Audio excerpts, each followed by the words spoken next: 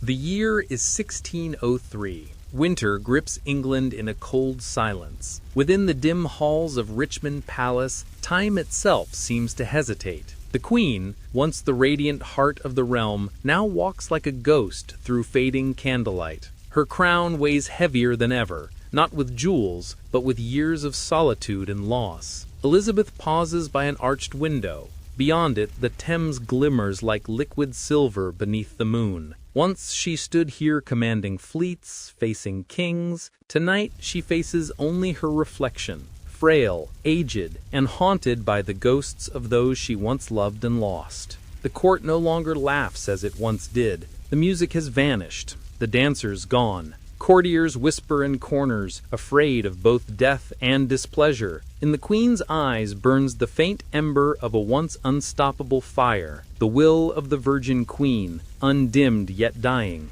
She stands before a great mirror. Her hand trembles as it touches the glass. The reflection stares back, painted face cracked, powdered skin like marble. She recalls the girl who once danced at court, loved poetry, and feared nothing. That girl is gone. The faces of her past return. Robert Dudley, her beloved. Mary, Queen of Scots, her rival. Her father Henry, her mother Anne. Each ghost drifts through her mind like smoke in the cold night. Regret becomes her only companion. The crown sits upon a velvet cushion beside her bed. She no longer wears it. For the first time in 44 years, England's monarch feels the chill of mortality. Power, she realizes, cannot protect against the silence of the grave. The servants tread softly. No one dares disturb her thoughts. The Queen sits alone in her chamber, surrounded by portraits, her youth immortalized in oil, staring down upon the frail body that time betrayed. On her desk lies an unfinished letter. Its ink has dried. She meant to write to James of Scotland, the man who would soon inherit her crown, but no words came. How do you say farewell to a nation you've ruled your entire life? Lady Scrope enters quietly. She kneels beside her queen, eyes filled with sorrow. "Your Majesty," she whispers, "you must rest." But Elizabeth only smiles faintly, a smile of both defiance and farewell. The fire in her chamber burns low. She had once commanded the flames of empire. Now even this small hearth struggles to live. The Queen's fingers stretch toward the warmth that eludes her. In the stillness, she hears the voice of her youth, bold, commanding, fearless. It whispers from the corners of her memory, asking if she regrets her crown, her loneliness, her choices. She does not answer. Beyond the Queen's chamber, the palace sleeps uneasily. Courtiers wait for news they dare not speak out loud. A kingdom holds its breath. England's heart beats faintly in the body of its dying monarch. Far to the north, James of Scotland waits. He knows her end will be his beginning.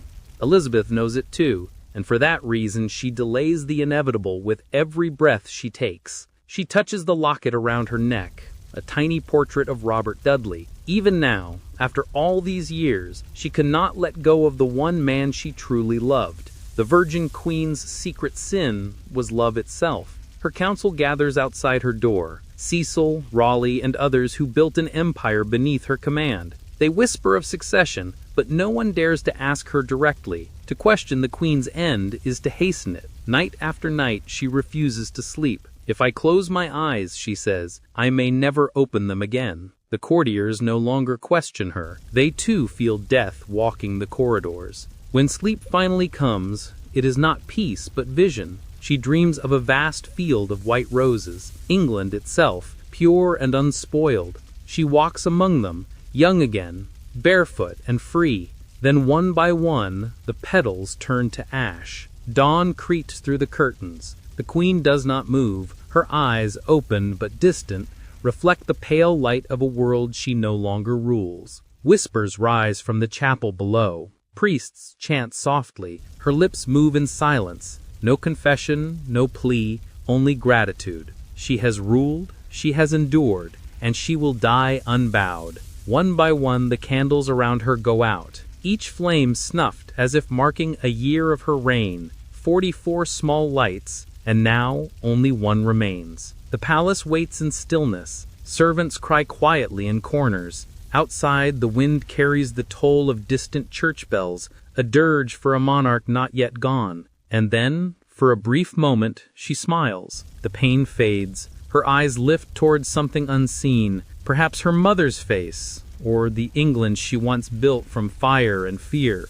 At the stroke of midnight, the Queen's hand falls still. No sound, no cry, only the soft flutter of silk as England's greatest monarch takes her final breath. Miles away, a messenger rides through the mist towards Scotland. The Virgin Queen is dead. Long live the King. Elizabeth I is gone, yet her spirit lingers. In every book, every ship, every corner of her empire, the fire she lit still burns. Time will call her many names, tyrant, savior, goddess, but history will remember her as the woman who ruled alone and never broke. Morning finds Richmond Palace wrapped in silence. The corridors it once echoed with her voice are still. Curtains sway gently as if the air itself mourns. The Queen is gone, but her presence lingers, heavy, watchful, eternal. Lady Scrope stands by the Queen's bedside. Her tears fall quietly on the silken sheets. She gathers the last of Elizabeth's possessions, a ring, a letter, a small prayer book. These are the final relics of a life that ruled an age. Among the Queen's papers lies one sealed with her royal mark. The letter is addressed to James of Scotland. Its message? Rule with mercy. Keep England whole. A command from the grave, written in trembling ink. Lord Cecil enters, face pale, voice low. It is done, he whispers. He bows deeply before the silent form. For 40 years he served her, plotted her wars, kept her secrets. Now he must deliver her death to the world. Outside the palace gates, a herald mounts the steps. His voice trembles as he calls to the waiting crowd. The Queen is dead. Long live the King. The words echo like thunder, breaking the heart of a nation. From London to the farthest shires, the news spreads. Bells toll from every steeple. Old women weep in marketplaces. Sailors lower their flags. The Virgin Queen has fallen, and England mourns as one. Her coffin is borne through London on a chariot, draped in black velvet. Thousands line the streets, heads bowed. Petals fall from windows, white and red. Tudor colors united, one last time. In Westminster Abbey, torches flicker against ancient stone. The Queen lies beneath a canopy of gold. Her scepter rests upon her breast. The air smells of wax, roses, and eternity. Night falls. Guards stand vigil beside her tomb. Some swear they hear whispers, her voice, faint, commanding still. Remember me, it says. Remember England. The crown travels north under heavy guard. Each turn of the wheel feels like the turning of an age. The golden circlet that once shone on Elizabeth's brow now glimmers faintly in a chest of oak. In Scotland, James receives the message. He closes his eyes and whispers a prayer. For a moment, he feels the weight of a woman he never met, but who shaped his destiny. The age of Gloriana is over. The age of a king begins. Painters gather to capture her one final time. Not her frailty, but her legend. They paint her in armor, in light, as if she were a goddess. Even in death, Elizabeth commands eternity. Shakespeare himself pens his mourning words. Time's daughter, glory's queen. She is not gone, but turned to star. The theaters fall silent for a week. England weeps not just for a monarch, but for an age. The throne stands vacant. The red cushion bears the impression of her form. Courtiers stare at it in silence, realizing that the seat once filled by fire will never burn so bright again. Years pass, yet wherever the English flag flies, her shadow follows, fierce, proud, unbroken. Her empire becomes her monument, her people, her voice. They say her spirit still walks Richmond's halls, a faint light seen at midnight, a soft whisper in the wind. I am still your queen, she says, and the candles flicker in reply. From her wars came peace, from her solitude came strength. She turned the fragile kingdom into a golden realm, and though centuries pass, the flame she lit never dies. Historians debate her faults, her pride, her ruthlessness, but in every page one truth remains. She ruled not by force alone, but by will, a woman who dared to outlive every doubt. The ships she built still sail, their masts echoing her spirit. The sea that once carried her empire now whispers her name in the crash of every wave. In the hearts of her people, she never truly died. The Virgin Queen became legend. Gloriana, the mother of an empire. Time bends before her name. Centuries later, scholars open her letters, her speeches, her laws. Each word burns with the same fire, sharp, proud, human. Through ink and memory, she rules still. At night, the English sky holds one star brighter than all the rest. Sailors call it Elizabeth's Star. They say it guards them still, guiding every voyage home. History speaks softly, but never forgets. Her name echoes through palaces, parliaments, and classrooms. A whisper that becomes a roar. I am Elizabeth. They call it her age, the age of explorers, poets, and power. The age where a single woman held the destiny of nations in her grasp. That light, once kindled, still guides the world. The camera fades on her empty chamber. The last candle burns low. A whisper rises. We are still her people. And in that silence, Elizabeth lives again. Not in body, but in the endless flame of history. Years became centuries, yet in every English heart her echo endures. Painters still chase her colors, writers still borrow her courage. The world may change, but her reflection never fades. Deep beneath the Tower of London, a royal crown gathers dust. It is not worn, not displayed, yet in the silence it glimmers faintly, as if remembering the hand that once ruled the world. In Oxford, a young historian uncovers a lost letter, sealed with the Queen's mark. Its words, "The heart of a ruler must burn alone." She reads it aloud, and the room feels colder, as if the Queen herself listens. In a grand hall, a mirror from the 16th century stands untouched. When the lights dim, a faint image appears, the silhouette of a woman in white, her crown glinting like a ghost of light. A modern actress prepares to play the Queen. In her dressing room, she whispers Elizabeth's last words. For a moment, she feels it, the loneliness, the pride, the fire. The ghost passes through her eyes. Sailors still say that in the fog, near Dover's cliffs, you can hear her voice, soft but commanding. Guard this land. The waves crash in reply, eternal subjects to an unseen queen. In schools, her name is spoken with reverence. She ruled alone, the teacher says, and turned weakness into power. A little girl in the back of the class whispers, "Maybe I can too." A poet walks the streets of London at night. His notebook trembles in the wind as he writes, "Not woman, not monarch, but flame made flesh." The same words once whispered in another age. The Queen's gown lies behind glass, fragile yet fierce. 1,000 faces pass, each seeing something different. A ruler, a rebel, a woman who became a myth. At the Globe Theatre, actors swear that during Richard II, a candle always flickers at the same line. The crown of England's king. Some say it's the Queen watching, making sure it's said right.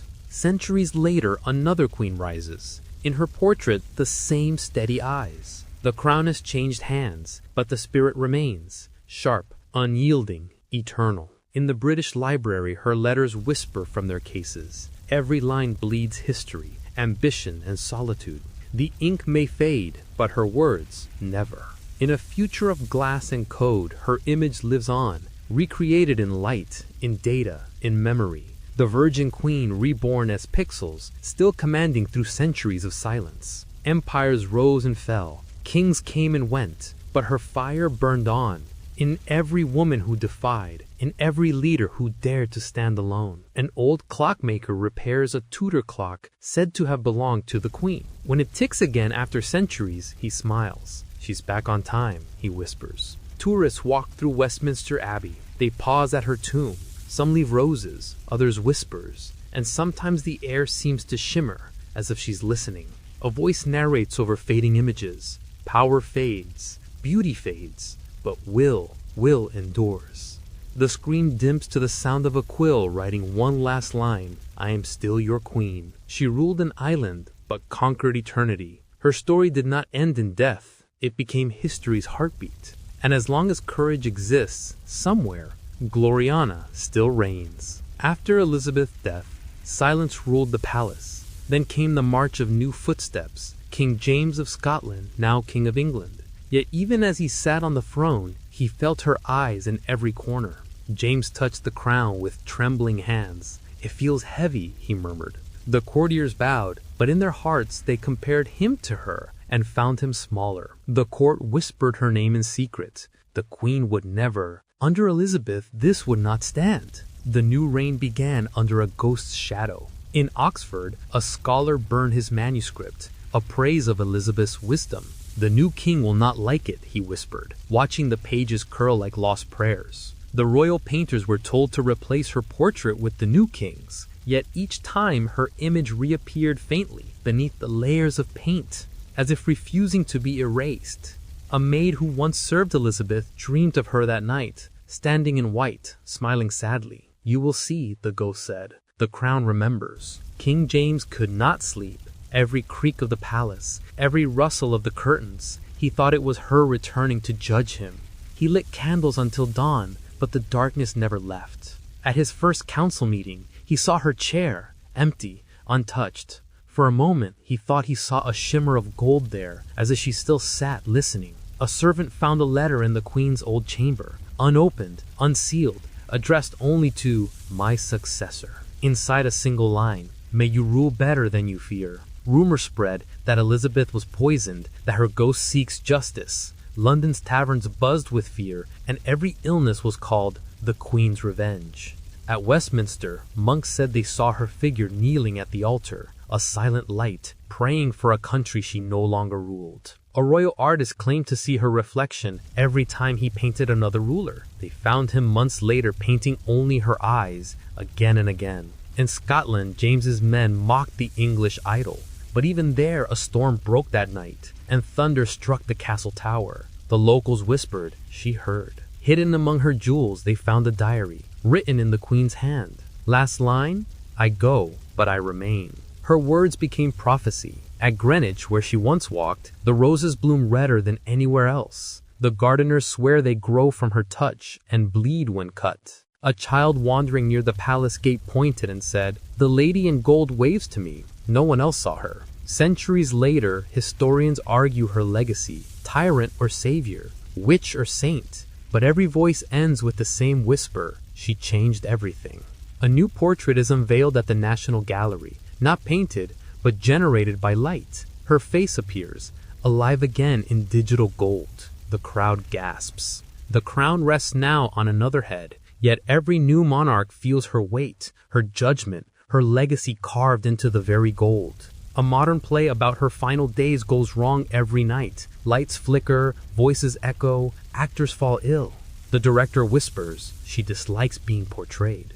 At midnight, the guards at Westminster Abbey report singing, faint, ancient, a woman's voice echoing through the stones. It is her prayer, they say. Divers near the Thames discover a golden ring engraved with her crest. When touched, it burns faintly warm, as if alive. Every nation dreams of heroes, but England dreams of her.